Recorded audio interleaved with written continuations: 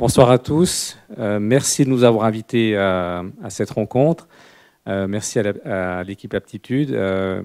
On s'est prêté au jeu de retranscrire le temps de cette présentation, cette croissance rapide qu'on a le plaisir de vous présenter ce soir. Donc, je suis accompagné par Jonathan et on va vous parcourir ces différents éléments. Voilà. Peut-être qui on est, d'où on vient et une petite rapide rétrospective. Donc effectivement, on est un bureau d'architectes à la base, un bureau d'architectes qui est plus que centenaire. Moi-même, quand je suis arrivé dans ce bureau, j'avais 17 ans. J'ai fait mon apprentissage et j'ai eu le loisir jusqu'à aujourd'hui de voir ce métier évoluer, changer, s'adapter et de manière assez rapide. Donc en 1905, un bureau d'architectes traditionnel travaille à la planche, comme on l'appelle, avec thé, équerre, crayon, porte-mine, encre. Ce qu'on peut voir dans cette photo, c'est une photo type d'un bureau d'architecte où il faut beaucoup de place parce que les plans prennent de la place et il faut des planches à dessin.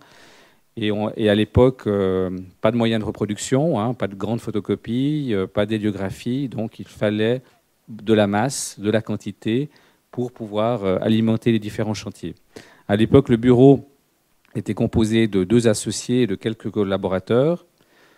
S'en est suivi presque une centaine d'années après, en 92, l'arrivée de l'informatique. Donc je me rappelle très bien, je débutais mon apprentissage et ces grosses machines à laver étaient quelque chose d'assez insolite. Je dirais, il y en avait 3 ou 4 dans le bureau, que certaines personnes pouvaient les utiliser et on était tous très interrogatifs, dubitatifs sur ce qu'allait devenir le métier, si on allait encore avoir du travail, si ça allait finalement changer notre quotidien.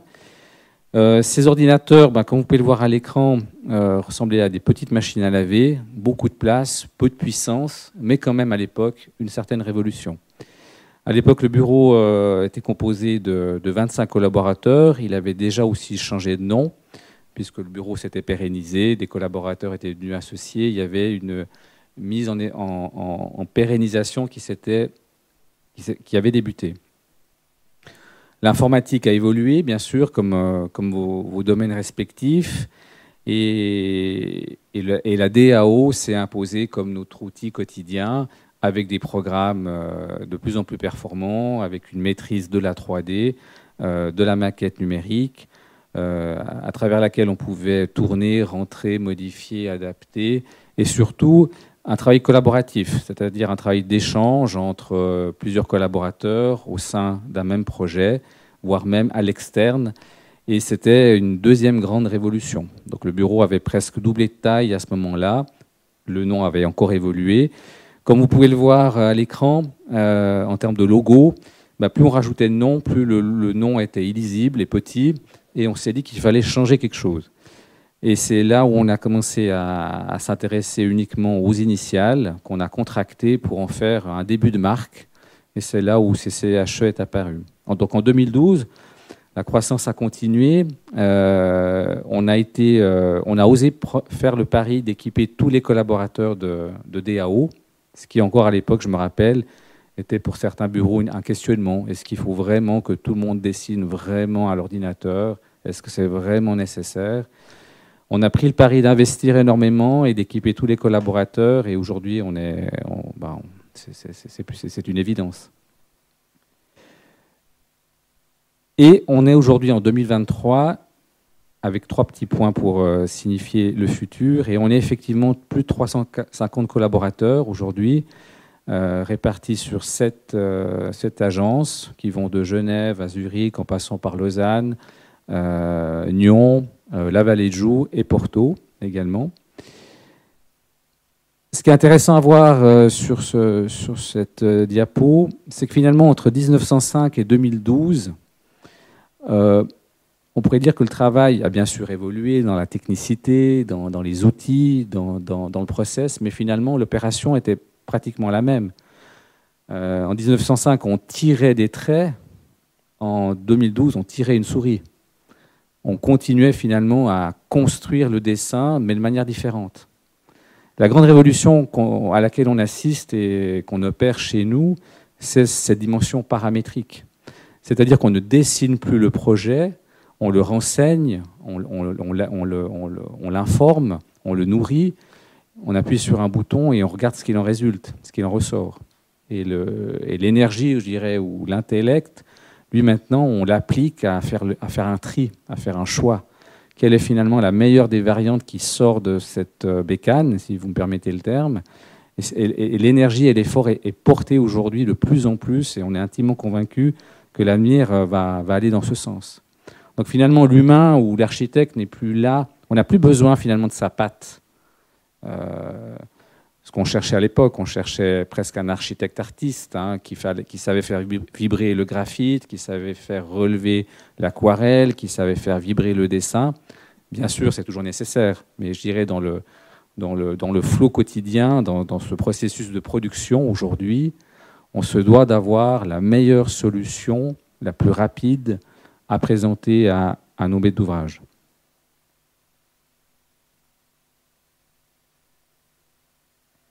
C'est pourquoi on a dû s'adjoindre plusieurs métiers en dehors ou je dirais en périphérie de notre métier de base.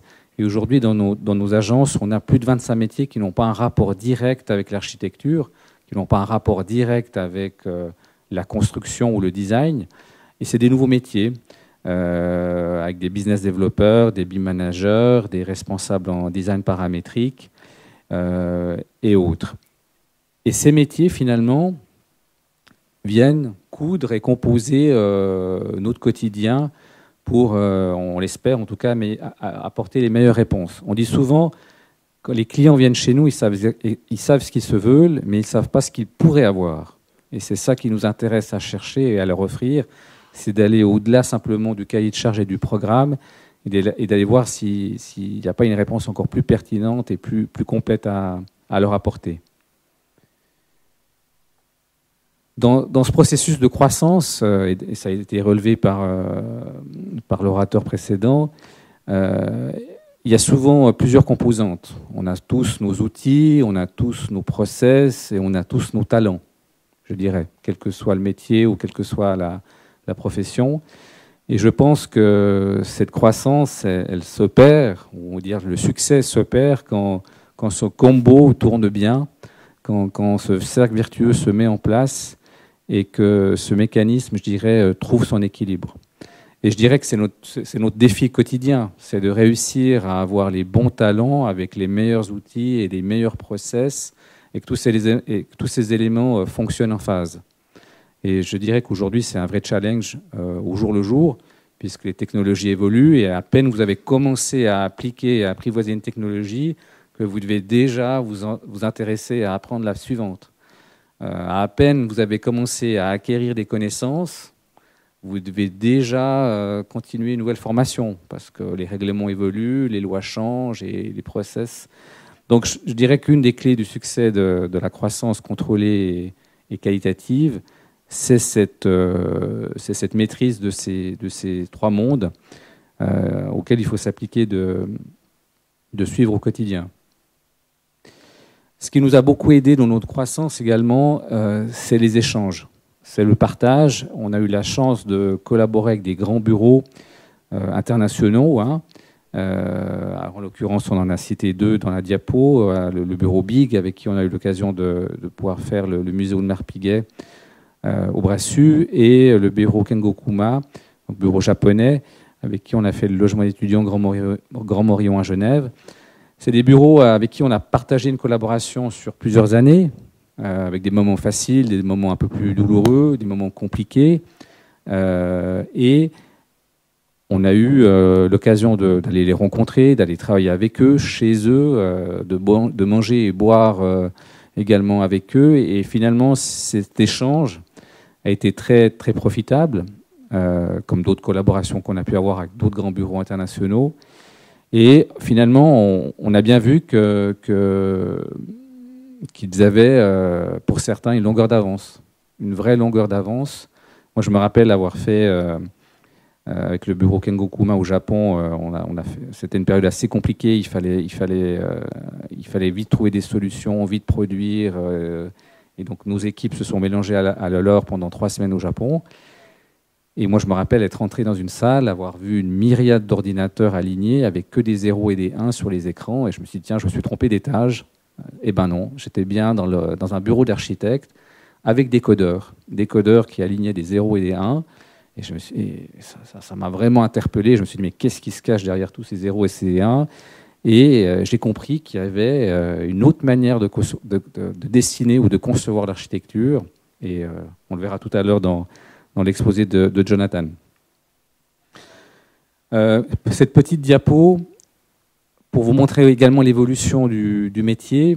Donc si je regarde en 93, le temps passé à produire les dessins était la part prépondérante du métier. Ça prenait du temps, il fallait dessiner au crayon, repasser par-dessus à l'encre, recorriger, regratter, et ainsi de suite. Et finalement, la définition des besoins tenait en une demi-page. Les règlements, les normes en un petit classeur. On ne parlait pas tellement de labellisation, on ne parlait pas tellement d'étiquette énergétique à l'époque. Et je dirais, les idées et les concepts, par contre, représentaient la deuxième part la plus importante, finalement. Il fallait se gratter la tête pour trouver la meilleure réponse, la meilleure solution. Si on regarde aujourd'hui notre quotidien, les besoins se sont étoffés. Pourquoi? Parce qu'il y a de plus en plus d'acteurs autour d'un bâtiment, autour d'un ouvrage. Il y a celui qui l'utilise, il y a celui qui le gère, il y a celui qui le finance, il y a celui qui l'assure, et ainsi de suite. Bref, les cahiers de charges se sont agrandis. Les normes, il n'y a jamais eu autant de normes qu'aujourd'hui, il n'y a jamais eu autant de contraintes réglementaires qu'aujourd'hui. Les performances, ben voilà, il n'y a pas une année où il n'y a pas un nouveau label, où il n'y a pas une nouvelle étiquette à aller chercher, et une subvention par-ci ou par-là. Le temps passé aux idées et à la conception reste, pour ainsi dire, toujours la même. Et par contre, on a beaucoup moins de temps pour produire et donner nos délivrables. Ça veut dire quoi? Ça veut dire qu'on doit faire autant, voire plus compliqué qu'avant, en moins de temps. Voilà. Alors, on est tous humains avec 2 bras, 2 jambes, donc on est obligé de s'inventer des solutions ou des techniques ou des combines, si vous me permettez le terme, pour traverser ces phases. Et ça passe par quoi? Ben, ça passe par des outils, ça passe par des process, ça passe par de la formation interne. Et si vous ne faites pas ce processus-là, ben vous loupez le coche, comme on dit. Voilà. Donc on arrive à cette dimension qu'on appelle le design paramétrique. On a dû se réinventer et on a dû, je dirais, tailler nos propres outils. À l'image d'un chasseur à l'époque très lointaine qui se faisait ses outils pour aller chasser ou pour aller faire de la cueillette. On pouvait soit être spectateur et attendre que ces outils apparaissent sur le marché, et ce n'est pas la solution qu'on a choisie parce qu'on allait louper des opérations. Donc on a dû prendre sur nous d'investir passablement pour construire nos propres outils à l'interne. Jonathan? Volontiers. Donc, pour ma part, j'ai été engagé au bureau en 2009 et au début, je devais effectivement travailler autour d'une maquette numérique. Donc, on devait produire une maquette virtuelle du futur bâtiment afin de produire les livrables, les plans, les coupes et les détails. Mais très vite, on a dû intégrer du BIM dans notre métier. Donc, le BIM est un terme un peu technique, mais le fait de travailler en BIM est d'informer la maquette numérique afin d'obtenir le quantitatif, les métrés, les coûts, et vraiment une multitude de données encore qui peut entourer un bâtiment. Et il est là où on a très vite vu que le paramétrique nous permettrait encore d'aller un cran plus loin et de rendre la maquette numérique vraiment intelligente. Il y a plein d'avantages avec le paramétrique qu'on va parcourir, mais un avantage important du paramétrique est de pouvoir avoir de la modularité. Une trame de 3,20 m qui demain devient 3,22 m, on n'a pas envie d'avoir un architecte pendant 4 jours qui va uniquement bouger des murs, des dalles pour réadapter la maquette. En rendant la maquette numérique intelligente, quand on modifiera des contraintes, automatiquement la maquette numérique va être à jour. Donc il y aura un réel gain de temps pour l'architecte, pour déjà réfléchir à l'architecture et non plus au mur, au plan qui devra bouger. et également une probabilité de commettre moins d'erreurs, vu qu'une contrainte qui aura été mise dans un algorithme, on aura la garantie que la maquette est à jour. Donc là, vous voyez une photo d'un algorithme qu'on a créé. Il faut imaginer que toutes les petites bulles que vous voyez forment des contraintes. Donc on peut aller vraiment très très loin maintenant et mettre une quantité de données au départ de manière importante. L'avantage est que toutes les variantes que l'ordinateur va nous générer, on aura la garantie d'être dans les normes. De nouveau, une contrainte qu'on met dans l'algorithme, l'ordinateur n'a pas le choix que d'obéir aux contraintes qu'on a mises. On va pouvoir mettre des contraintes légales où l'ordinateur n'aura pas le choix que de l'écouter, ou une contrainte architecturale, et là l'ordinateur pourra un petit peu jouer et avoir du mou. L'autre avantage également qu'on a est que la maquette numérique devient dynamique. Donc on peut modifier une contrainte et vous voyez directement les données quantitatives mises à jour en temps réel, mais également toute la géométrie. Donc à partir de là, on peut inviter notre client, notre MO, à venir à côté de nous en réunion, et quand on bouge la contrainte, vous voyez la géométrie adaptée en temps réel. Donc on obtient des réunions beaucoup plus dynamiques et on peut aller beaucoup plus loin dans notre travail. Et l'autre avantage également est que l'ordinateur permet d'obtenir les quantitatifs en temps réel. Donc quand on veut chercher à avoir une maquette par rapport à un développement durable, quand vous modifiez, ben vous voyez directement peut-être le bilan carbone qui est émis. Là, vous voyez donc une page internet de chez nous qui montre un échantillon des familles d'algorithmes que l'on a développées. On en a plus d'une trentaine aujourd'hui et on développe vraiment une famille d'algorithmes par rapport à une demande concrète de nos clients. Donc généralement, on rencontre une thématique, une problématique et on réfléchit à chaque fois comment le digital, aujourd'hui, les nouvelles technologies peuvent aider dans notre quotidien. Vous voyez donc des familles d'algorithmes qui permettent de générer des géométries, vu que les programmes actuels qu'on connaît, Archicad, Revit, dans notre monde d'architectes, peut très vite limiter dans les contraintes et dans les formes. On a également des familles d'algorithmes qui peuvent tout d'un coup faire du quantitatif, donc quantifier la lumière qui vient toucher un bâtiment, ou encore avoir une famille d'algorithmes qu'on va voir tout à l'heure qui nous permettent de traiter une thématique autour des panneaux photovoltaïques. Donc on est tout à fait capable de créer un algorithme pour tout type d'objectif. Là, vous voyez donc les 3-4 familles qu'on va vous montrer de manière un peu plus concrète dans le PowerPoint. On a la famille environnement 3D, la famille panneaux photovoltaïques, la famille rampe et la famille toiture. Tu veux introduire au niveau de l'architecture ? Oui, je pense qu'il y a plusieurs choses intéressantes qui ont été dites et je vais juste revenir sur une particularité de notre métier. En fait, notre métier, on peut dire ou notre cerveau, s'il est bien animé, bien réveillé, il est composé en deux parties. Il y a une partie très technique, voilà. On reçoit un cahier de charge avec un quantitatif à respecter, un planning à respecter, un budget à respecter, un programme à mettre dans le projet. Ça, c'est, on va dire, la dimension technique. Mais à ça, il y a une dimension émotionnelle. Il faut réussir à donner envie. Il y a le côté esthétique, il y a le côté architecturé.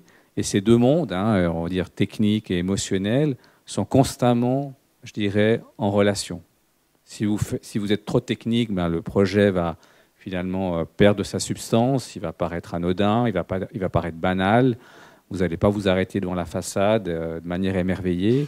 Et par contre, si vous allez mettre le paquet, on va dire, dans le côté wow effect, vous allez peut-être dépasser le budget, peut-être dépasser le planning et peut-être pas réussir à mettre totalement le cahier de charge qui était prévu. Donc, notre métier, c'est une douce balance entre la gestion de ces deux mondes. Et dans un projet idéal, les deux mondes sont respectés. Voilà.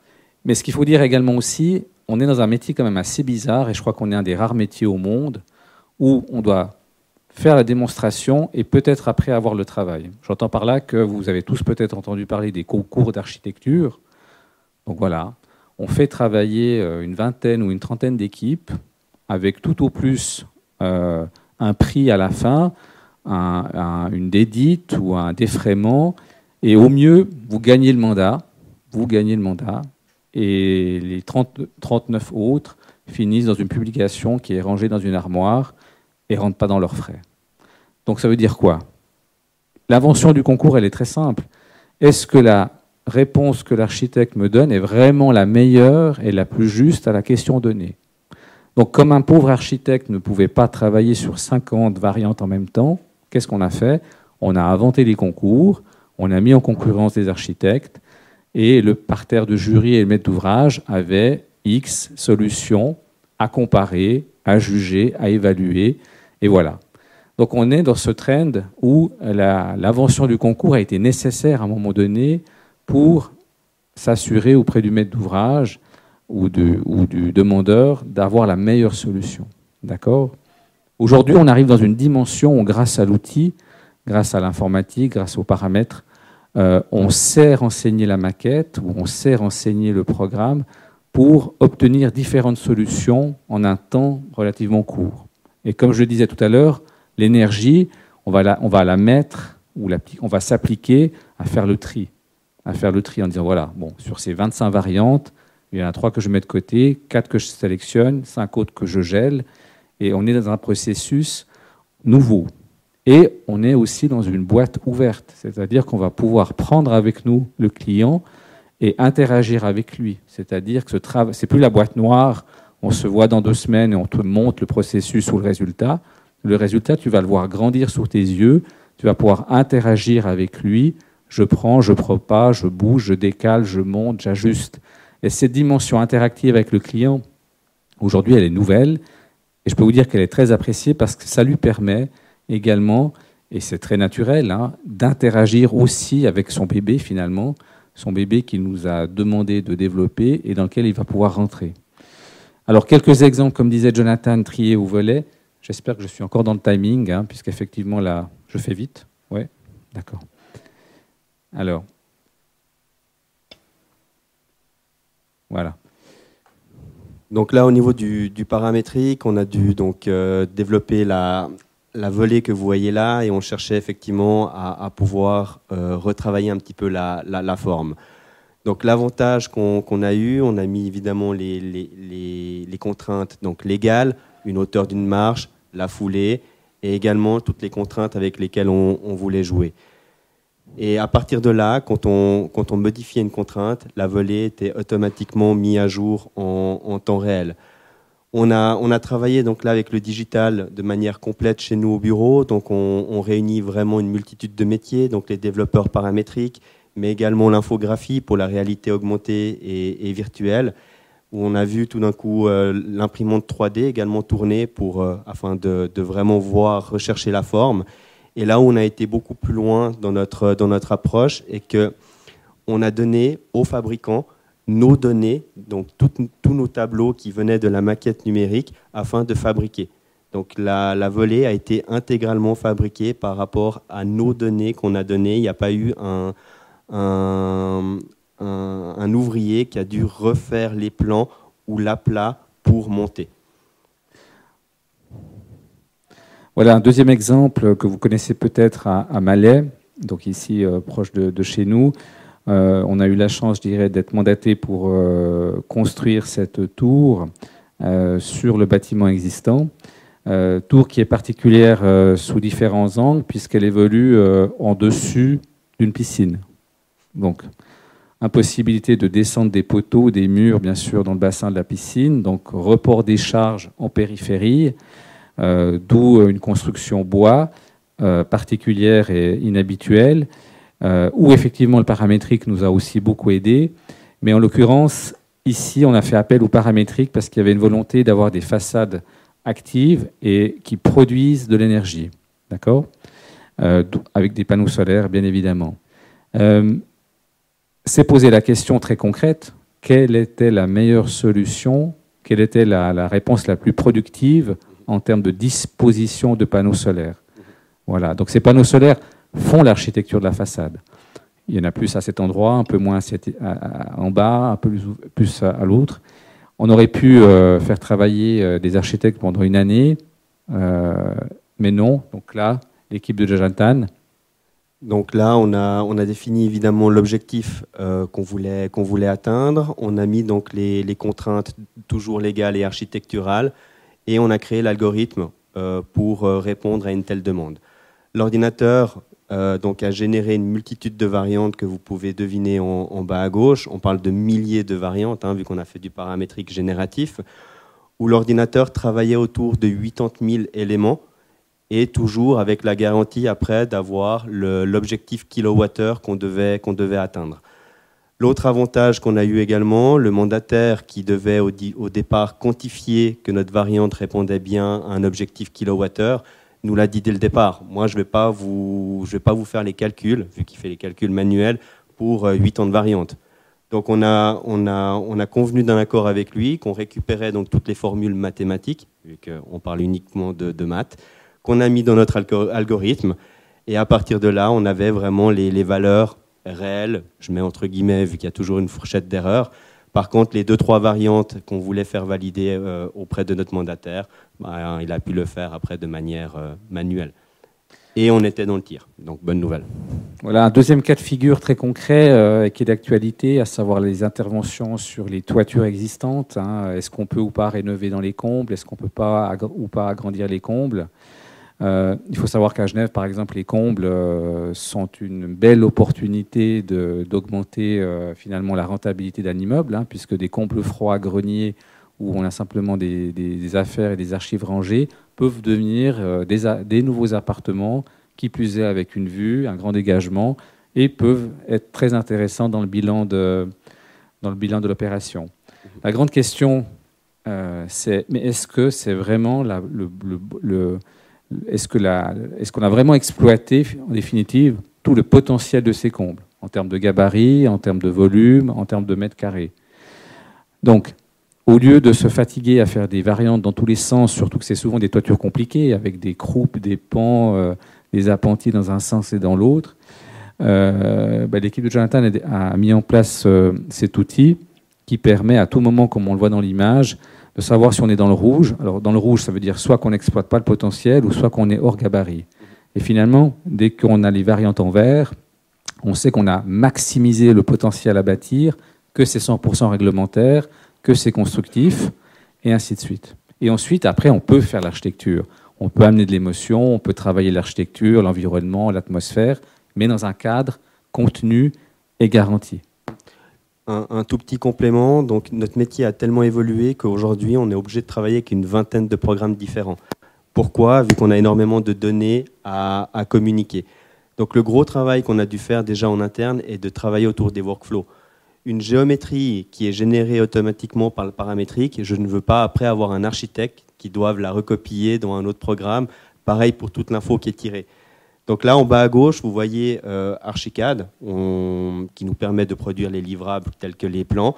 Vous voyez, avant, on aurait pu voir avant en vidéo, mais que la géométrie qui était modifiée en haut à droite était directement modifiée également dans notre Archicad. Donc on n'a aucune perte de données, tant au niveau géométrique que données quantitatives. Un autre exemple, encore une fois, on vous a tiré des exemples très concrets. On est souvent amené à faire des coutures paysagères, à savoir raccorder des esplanades ou des espaces publics. Je tiens à préciser que les photos ici ne sont pas forcément toutes issues de notre agence, mais pour illustrer nos propos, on a pris des exemples qui sont terminés, qui ne sont pas en cours.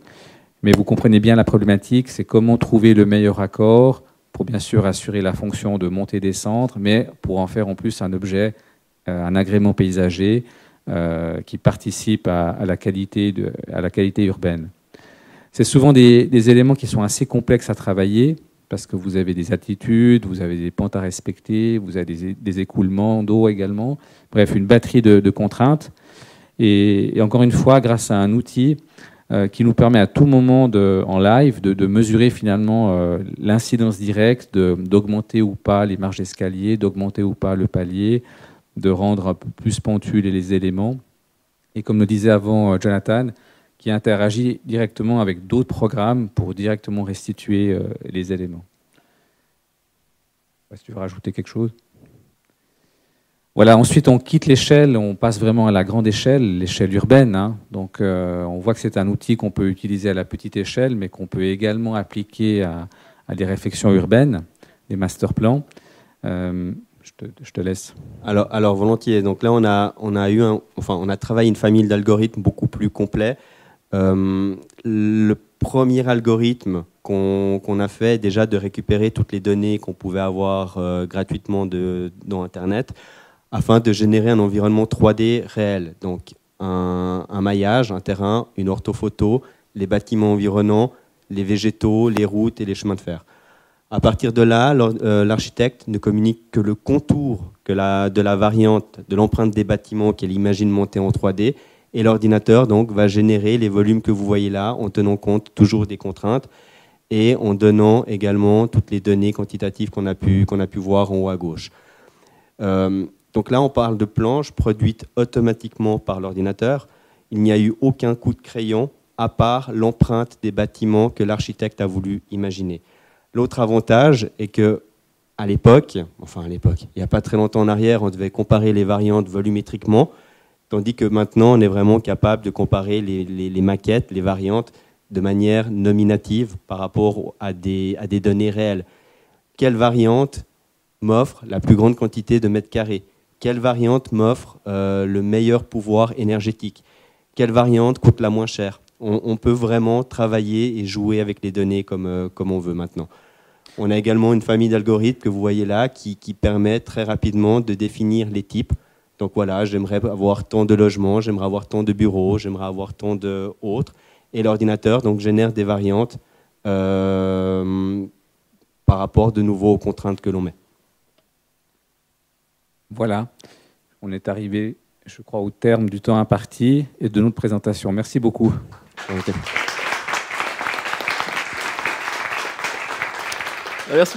Merci beaucoup Daniel et merci Jonathan pour votre présentation. Alors on va juste prendre une question pour on va dire rester après au niveau du timing, qui va plaire à notre ami de Visium. Est-ce que l'IA est la prochaine étape du design paramétrique? Est-ce que même vous utilisez déjà l'IA, par exemple, pas mid-journée, par exemple, pour faire des illustrations, des choses comme ça? Est-ce que vous envisagez un peu ce futur Alors, c'est pas un futur, c'est déjà un présent. Donc, effectivement, l'IA, on l'utilise à notre manière, on va dire. Oui, tout à fait. Et ça va être un tracé incontournable. Ça, c'est clair. Ce qu'il y a aujourd'hui pour nous, et je laisserai Jonathan me compléter, ce qui est délicat, c'est ces open source, je dirais. En tout cas, s'assurer que finalement que ce qu'on développe, que ce qu'on produit reste, on va dire interne et pas diffusé à toute la planète, parce qu'on a quand même un devoir de confidentialité. On ne peut pas voir nos plans, nos tests et nos maquettes pour les projets qu'on représente à l'autre bout du monde. Donc, et on se rend compte aujourd'hui qu'il y a encore pas mal de porosité à ce niveau-là. C'est pour ça qu'on est assez prudent et qu'on est très attentif à ces thématiques. Je ne sais pas si tu veux compléter. Non, je crois que tu as déjà bien répondu. Donc oui, on intègre gentiment de l'IA chez nous.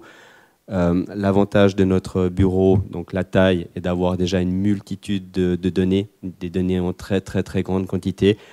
Donc oui, on met gentiment un pied dedans, comme beaucoup de monde.